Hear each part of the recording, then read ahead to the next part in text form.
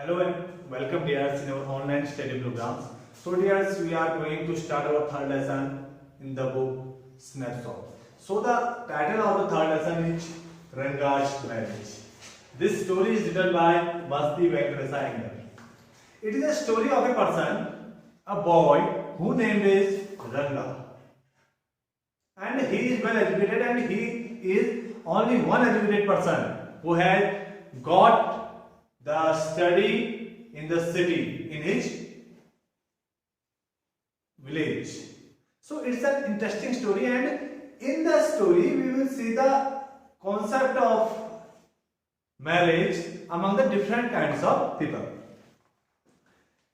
Ranga, the accountant's son, means they are the hero, the main character of the story is Ranga. He is the son of an accountant.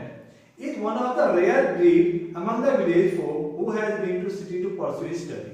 रंगा उन लोगों में से, गांव के उन बहुत कम लोगों में से था जो अपनी स्टडी को पूरी करने के लिए शहर गया हुआ था. When he returns to his village from the city of Bangalore, वह अपनी स्टडी को पूरी करने के लिए बेंगलोर गया हुआ था. और जिस दिन वह बेंगलोर से अपने गांव वापस आया, the crowds mill around his house to see whether he has changed or not. तो पूरे गांव के लोगों ने उसके घर को घेर लिया कि क्या वह शहर में जाके बदल गया या वैसे ही दिखता है. His ideas about marriage are now quite different, और आ गए तो उसके जो आइडिया थे मैरिज के कॉन्सेप्ट में, जो उसके आइडियाज थे या मैरिज के लिए जो उसका कॉन्सेप्ट था, उसके माइंड आइडियाज थे, क्या वो चेंज हो गए हैं या वैसे ही. When you see this title, say some of you may ask, Ranga's marriage. तो जब हमसे बोलते हैं राइटर ऑथर कि जब आप लोग इसको देखेंगे, इस टाइटल को देखेंगे, तो आप सोचेंगे कि रंगाज मैरिज, क्या ये एक ऐसा टाइटल है? Why not रंगनाथा विवाह और रंगनाथा विजय? क्यों इसका नाम रंगा मैरिज ही पड़ा? इस टाइटल का नाम क्यों रखा गया? क्यों नहीं इसका नाम रंगनाथा विवाह और रंगनाथा विजय लिखा गया? Well, yes, I know I could have used some other mouth feeling, one like Jagannath Vijaya और गिरिजा कल्याण. तो कहता है कि मेरे दिमाग में कुछ चीजें आई थी, जैसे इसके टाइटल के लिए जगन्नाथ विजया और गिरिजा कल्याण. But then this is not about Jagannath victory और गिरिजा वेडिंग. लेकिन यार गिरिजा जगन्नाथ की विक्ट्री की कहानी नहीं है कि गिरिजा की वेडिंग में जगन्नाथ जो स्टोरी है उसकी कहानी नहीं है. It is about our own Ranga's marriage. यह कहानी हमारे अपने रंगा की शादी की है. And hence no fancy title, और इसके पास कोई फैंसी टाइटल भी नहीं था. Hosahalli is our village. अब वो अपने विलेज के बारे में बता रहे हैं. जो narrator tells us about his village. The name of his village is Hosahalli. You must have heard of it. आपने इसके बारे में सुना है? नो, क्या नहीं सुना है? व्हाट ए पिटी. कितनी बेचारगी की बात है हमारे लिए, कितनी शर्म की बात है कि लोगों ने हमारे गांव का नाम नहीं सुना. But it is not your fault. लेकिन उन अपने रीडर्स से बोलता है नरेटर ऑथर कि यह तुम्हारी गलती नहीं है. This is no mention of it in any geography book. क्योंकि इस गांव का नाम तो किसी ज्योग्राफी की बुक में भी नहीं है. Those sahibs in England writing in English probably do not know that such a place exists. वे लोग साहिब लोग, वे हिस्टोरियंस लोग, वे जो ब्रिटिश लोग थे जिन्होंने ज्योग्राफी के बारे में लिखा, इंडिया की, जिन्होंने इंडिया की हिस्ट्री के बारे में लिखा, शायद वो लोग भी नहीं जानते होंगे होसाहली के बारे में. इसलिए उन्होंने उन बुक्स के बारे में, इस जगह के बारे में अपनी बुक्स में नहीं लिखा. And so make no mention of it. Our own people to forget about it. जो हमारे अपने लोग थे वह भी इस जगह के बारे में भूल चुके हैं. You know how it is. क्या आप जानते हैं ऐसा कैसे? They are like a flock of sheep. क्योंकि वह एक भेड़ के झुंड के समान है. The sahibs in England and our own geographers have not referred to it. जो इंग्लैंड के साहिब लोग थे या जो हमारे और जो जियोग्राफर लोग थे, उन लोगों ने इसका कहीं पर भी उल्लेख नहीं किया. You can not expect the poor cartographer to remember to put it on the map. You cannot expect. तुम इसकी आशा भी नहीं कर सकते हो. The poor cartographer or remember to put it on the map. कि जो मानचित्र, जो मैप बनाने वाला कार्टोग्राफर होता है, जब साहेब लोग भूल गए, हमारे यहाँ के जियोग्राफर भूल गए, तो वो उस मैप बनाने वाले की क्या गलती, जो जिससे पता ही नहीं था कि होसाली कोई जगह भी है। कैन यू, क्या तुम कर सकते हो? And so there is not even the shadow of our village on any map. तो कहता है कि इसलिए हमारे गांव की जो शैडो है उसका कहीं पर भी किसी मैप में नाम नहीं है। Sorry I started somewhere and then went off in another direction. तो कहता है कि वो नरेटर अपने रीडर्स से माफी मांगता है, कहता है कि मैंने कहां से शुरू किया था, रंगा से शुरू किया था और मैं अपने गांव में चले गया, अपने गांव की बातें करने लग गया और मैं डायरेक्शन से थोड़ा सा डिसडायरेक्शन हो गया। If the state of Mysore is to Bharatavarsha, what the street Kalikadu is to festive meal, the Hosahalli is to Mysore. तो कहता है कि जो इंपोर्टेंस मैसूर का भारतवर्ष के लिए है और किसी कालिकाडामू जो मिठाई है उसका फेस्टिवल के लिए है, वही इंपोर्टेंस मैसूर के लिए होसाली की है। What the feeling is to Kalikadu, what I have said is absolutely true. क्या जो मैंने कहा वो सही कहा? बिलीव मी, मेरा विश्वास करो। I will not object to your questioning it, but I will stick to my opinion। तो कहता है कि मैं आपकी क्वेश्चनिंग में कोई भी ऑब्जेक्शन नहीं करूंगा, लेकिन मैं अपना ओपिनियन दे रहा हूं। I am not the only one who speaks glowingly of Hosaili। तो कहता है कि मैं एक मैं ही नहीं हूं जो होसाली की प्रशंसा करता है। We have a doctor in our place। वो कहता है कि हमारे पास एक डॉक्टर भी अपने गांव में। His name is गुंडा भट्टा, जिसका नाम गुंडा भट्टा है। He agrees with me, वो भी मुझसे क्या एग्री करता है। He has been to quite a few places, वह कुछ जगहों पर जा चुका है बाहर। Not in England, लेकिन वो इंग्लैंड नहीं गया। आप मत समझना कि आप वो इंग्लैंड गया होगा, इंग्लैंड नहीं गया है। If anyone asks him whether he has been there, अगर उससे कोई पूछता है कि तुम कहाँ रहते थे, he says no अनैया, वो कहता है कि no अनैया। I have left that to you, मैंने वो तुम्हारे लिए छोड़ दिया। Running around like a flea pestilent dog, और कहता है कि जो पिस्सों से ग्रसित जो कुत्ते होते हैं, डॉग्स जो होते हैं, उसके वह जैसे सालों और दौड़ते हैं, is not for me, मेरे लिए नहीं है।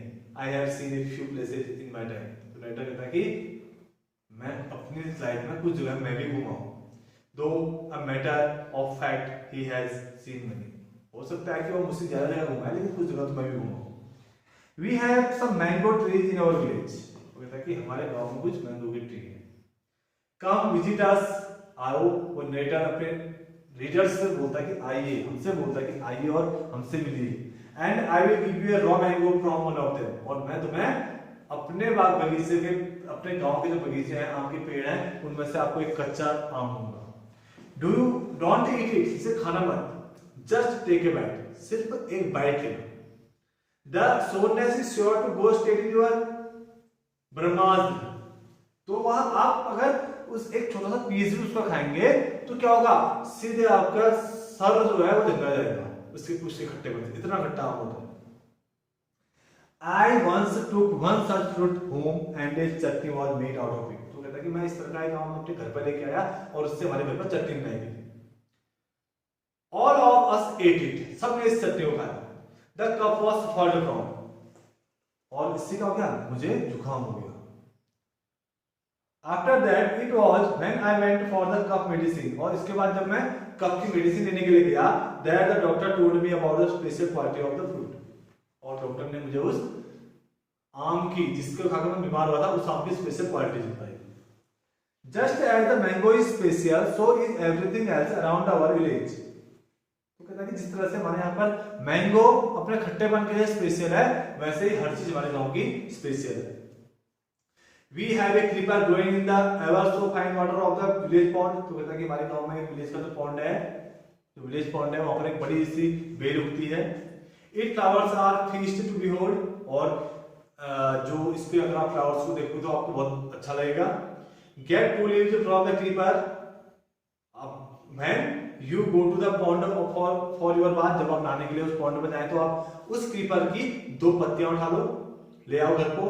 And you will not have to worry about not having leaves on which to serve the afternoon meal। तो इतनी बड़ी पत्तियां होती हैं कि आप बैठ करके अपना लंच उन पत्तियों में कर सकते हैं। तो आपको कोई दिक्कत ही नहीं है कि आप खाना किसमें खाएंगे, आप उन पत्तियों में उस खाने को खा सकते हैं। तो उस क्रीप की, उस बेल की पत्तियां इतनी बड़ी होती है।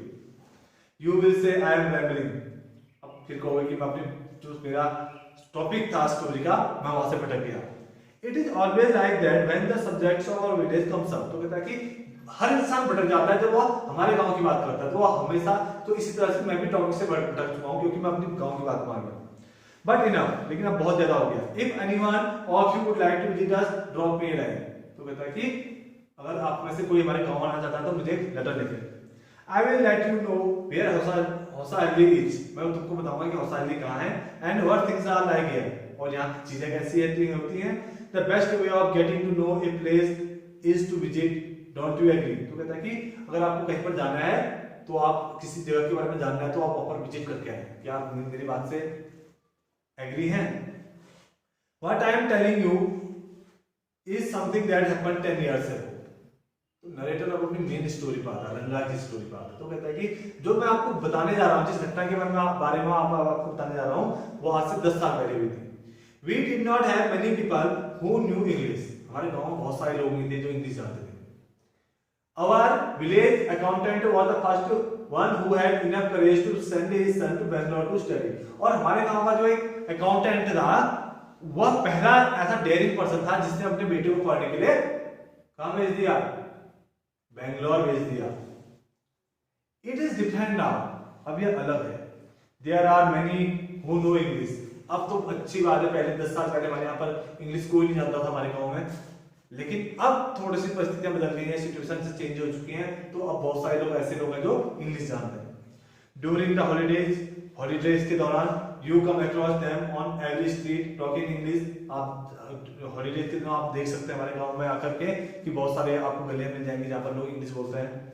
Those days we did not speak in English, उन दिनों हम इंग्लिश नहीं बोलते थे। Nor did we bring in English words while talking in Kannada, और उस समय पर हम बोलने में इंग्लिश वर्ड्स का यूज भी नहीं करते थे, बीच में भी कोई वर्ड यूज नहीं करते थे, और हम केवल कन्नड़ लैंग्वेज बोलते थे। What has happened is disgraceful, believe me, जो भी हुआ, जो घटना हुई थी वो बहुत ज्यादा अपमानजनक थी, उस पर विश्वास करो। The other day I was in Rama's house when they brought a bundle of